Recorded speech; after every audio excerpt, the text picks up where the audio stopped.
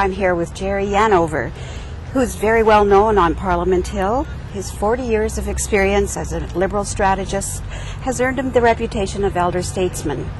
He's currently the Special Advisor to Ralph Goodall, Opposition House Leader.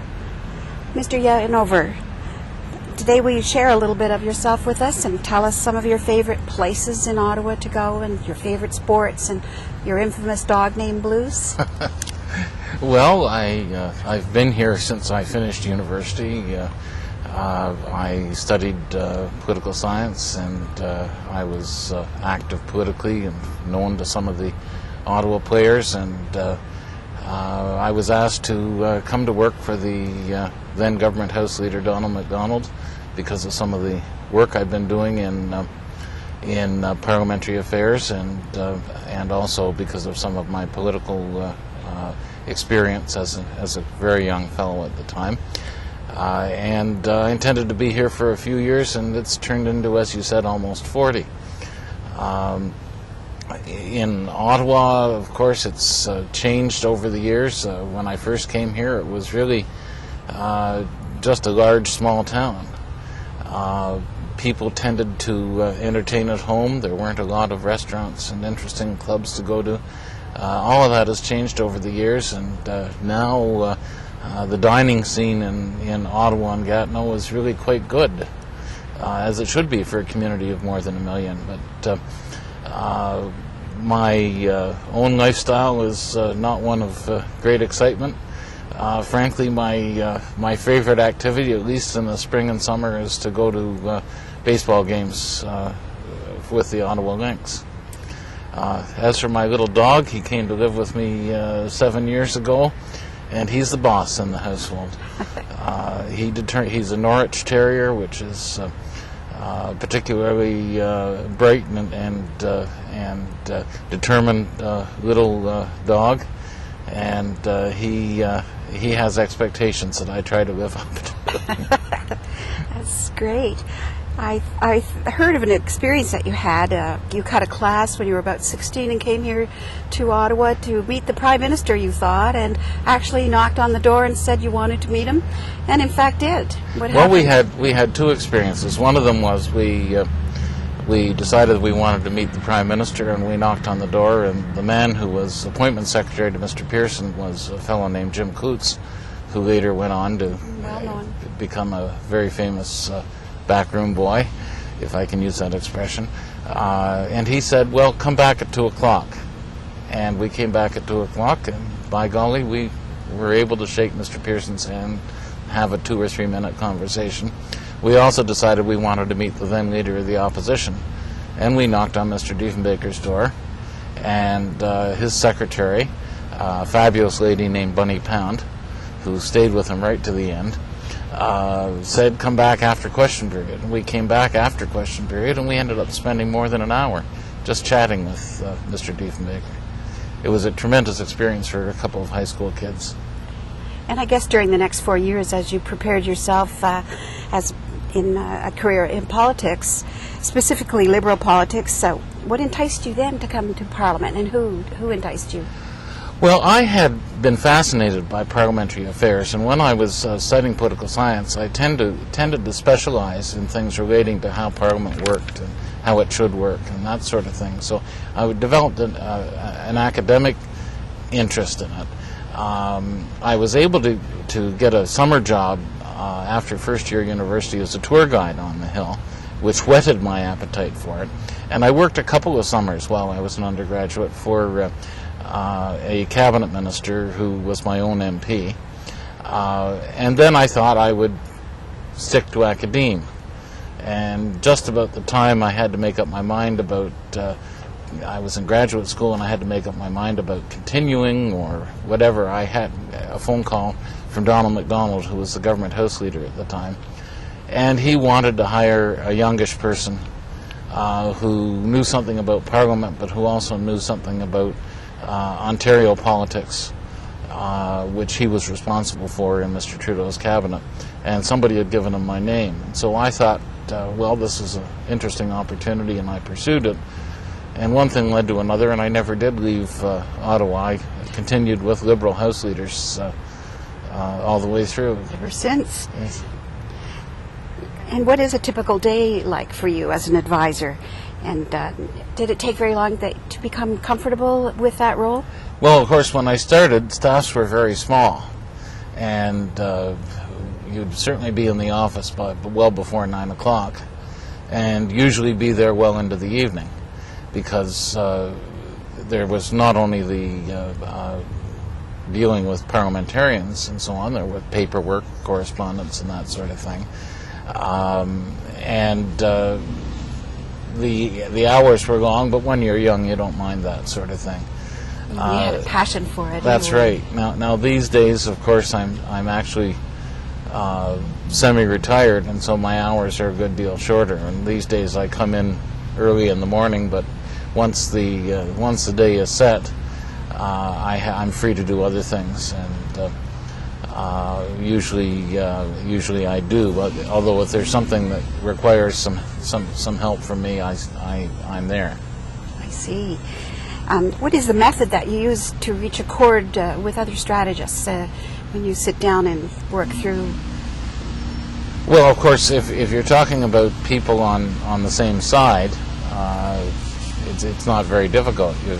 Obviously, you sit down and determine where you want to go, and then you talk about how you want to get there, and conversations naturally take on a life of their own. Now, with people from the other parties, you develop a relationship over the years. Generally speaking, the House leaders of parties tend to keep staff longer than most politicians do because of the expertise that's required in parliamentary procedure. As a consequence, the advisors and assistants in the various House leaders' offices become comfortable with one another, if not friendly. Perhaps friendships develop, but at least a mutual respect develops. And essentially, it's the same as business people who want to do a deal with one another. They both know where they want to go. They both know they're not going to get everything they want, and you sit down and talk it out and try to reach an accommodation. Then you try and sell it to your principal. See. Well, people do talk about the backroom boys. Do they really exist, and can you tell us who they are? And well, every politician has a group of assistants and advisors, and each politician makes use of these people in a different manner. In some cases, the elected person may have a very definite idea of where he wants to go and how he wants to get there, and his staff functions more as a warning group or an expediting group, depending on the relationship with the principal. Other politicians are perhaps more scientific and want to look at polling and so on, and it's incumbent upon the advisors to have the information and the documentation there for consideration and to discuss the interpretation of it. And different politicians give different responsibilities to their staff. Some will delegate a lot of the relationship with ministers or with parliamentarians or with party members to staff. Others will say they wish to be more hands-on and staff are there merely for follow-up. It varies according to the style of the politician. Mr. Chrétien, for instance, was very directly involved with his cabinet colleagues and with his parliamentary colleagues, although he had ample staff who functioned in a follow-up capacity and sometimes planting seeds. Other parliamentarians have been perhaps less involved directly with their colleagues. Mr. Trudeau, for instance, used to tell his ministers not to be upset if he hadn't called them recently, because usually he only phoned when there was a problem. Oh, really? The media and the politicians have enjoyed an interesting relationship. Did the press and MPs have a closer relationship in the past? Has it changed? Well, it's very much changed. In the past, the media people, and they were largely print people, although there were some broadcasters, all worked out of the so-called hot room in the center block. They had offices uptown, but they tended to work in the center block where all the action was. And the parliamentarians all worked in the center block, so they mingled more. They had meals together. In the evenings, they perhaps enjoyed a libation together. Many parliamentarians curried favor with their local media, or their specific media, who worked for newspapers or whatever in their own ridings. And many journalists developed good friendships with parliamentarians in order to get information more readily and reach an understanding. There were friendships that developed. There were professional relationships that were very solid. Some people in contemporary journalism might have regarded them as being too close. That has changed today. First of all, the style of journalism has changed. There's a greater value placed on so-called objectivity. Unfortunately, there's also a greater value placed on what some people call gotcha journalism. And so there's a more adversarial relationship between the media and the parliamentarians, plus the fact they simply don't see each other as much in relaxed atmospheres. There's another issue, and that is that the average age of the members of the press gallery is probably lower than it was, say, 35 or 40 years ago, with the consequence that there's not as natural a friendship that would develop between parliamentarians who tend to be into middle age, age difference, and journalists who tend to be youngish. I know there was a saying at one time that the economy must be in good shape when you can still get a 50-cent breakfast, because it was rumored that there was bootleg operations running on the Hill. Is that true? Well, when I first came here, there was a little room off the parliamentary press gallery where there was a beer machine. It was a pop machine. You would put a quarter in, and instead of, in those days, pop cost a dime, so the beer was expensive. It cost 25 cents or 35 cents. And a beer came out. And there was also another little room where one of the clerks of the press gallery had a well-stocked bar. It was a well-used facility, not just by members of the parliamentary press gallery, but in the evenings when the House sat, as it usually did 3 nights a week in those days, you would find a dozen or so MPs in the press gallery. There were perhaps other employees of the House of Commons who found their way to that little room, and it's even been suggested to me that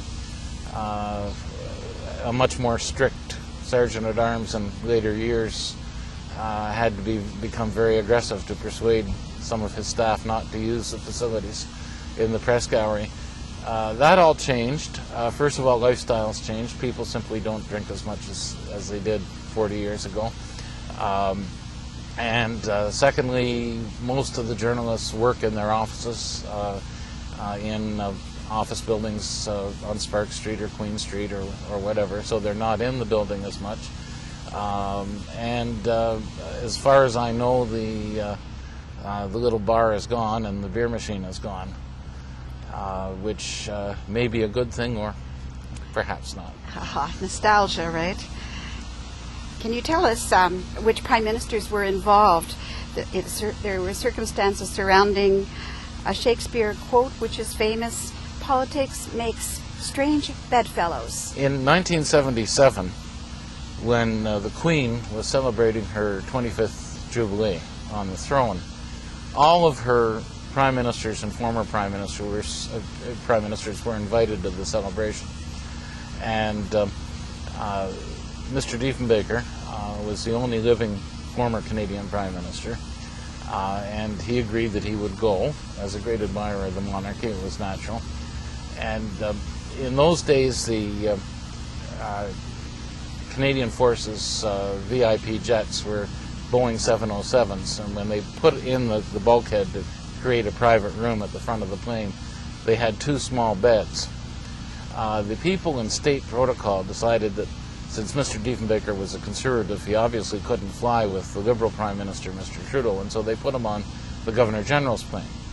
Well, of course, both beds were in use with the Governor General and Mrs. Leger, and it looked as though Mr. Diefenbaker would have to sit up all night. Well, Mr. Trudeau heard about this, and he was traveling to Britain alone.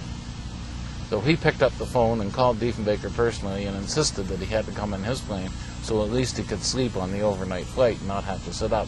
Mr. Diefenbaker, from then on, told the story and would end by laughing, saying, "Politics truly does make strange bedfellows."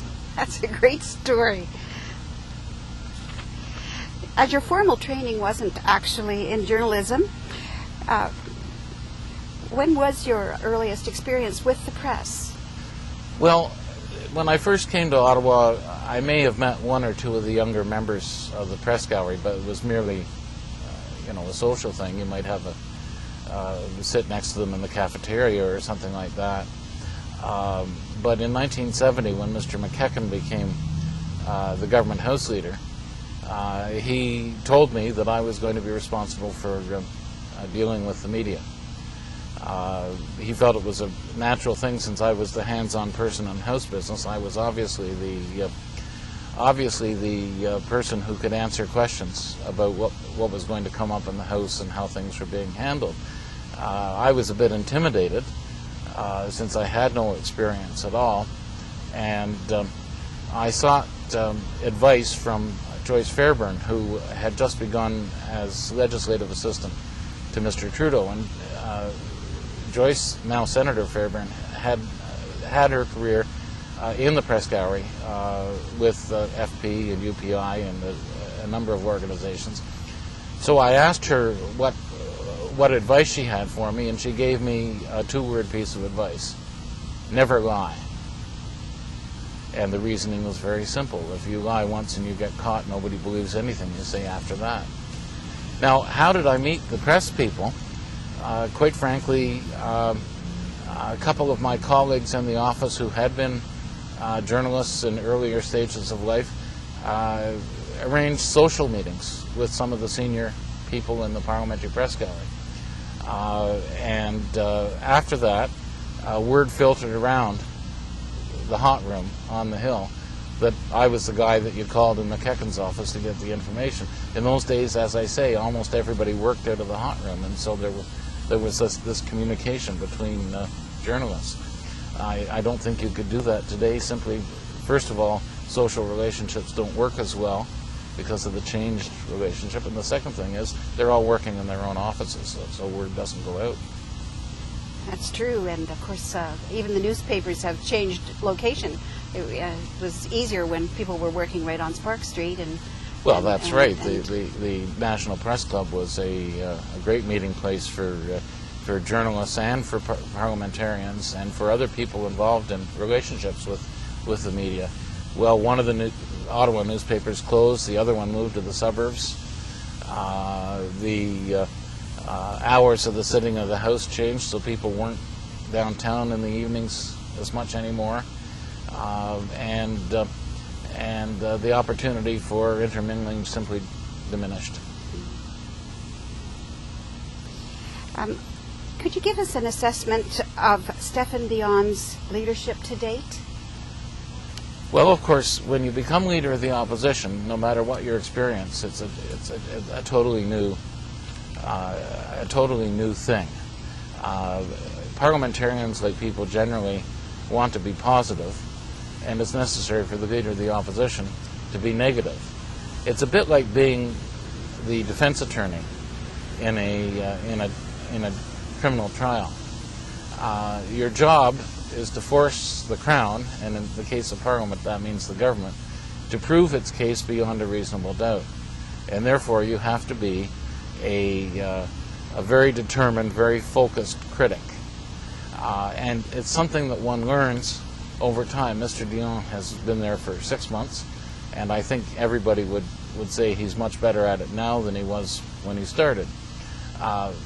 There's lots of criticism, people calling him a weak leader and so on. I would point out that virtually every opposition leader has had that criticism, because the only way to prove you're a good opposition leader is to win the election. True. Now, Mr. Harper was criticized as opposition leader. Mr. Critchin was criticized as opposition leader. It goes with the territory. As I say, you have to win the election to prove that you're good. There are some people who've been called great opposition leaders, and the name that leaps to mind is Joe Clark. Well, with great respect to Joe Clark, who's an outstanding public servant, the fact is he was a good opposition leader, but he wasn't very successful as Prime Minister. That's true. How long do you think this Parliament will last before the election? Well, I don't see anything that would cause it to be terminated prematurely. It's actually working. Bills are passing. One of the bills that passed was a bill that set the next election for October 2009. If the government is defeated on a no confidence motion, such as a budget or a budget bill, of course that would cause an earlier election, but I can't see any reason why there would be one sooner.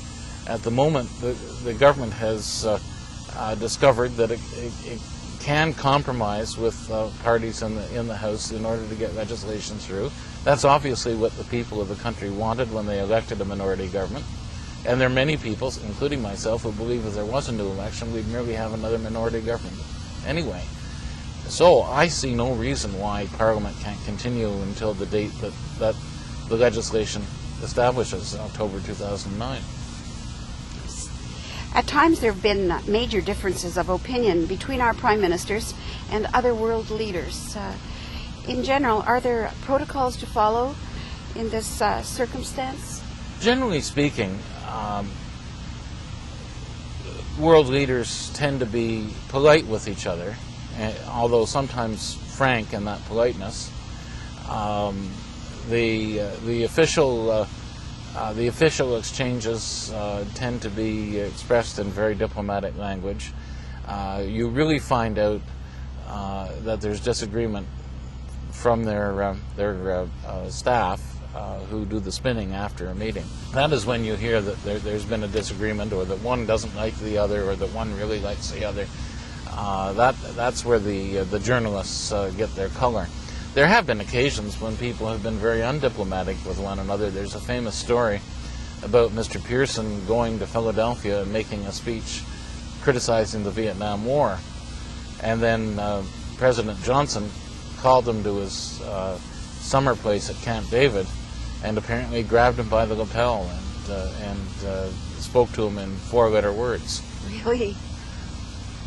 Mr. Harper has often assumed a cavalier attitude toward provincial premiers, and is there a better way to handle federal allocation of funding based on need and rather than political gain?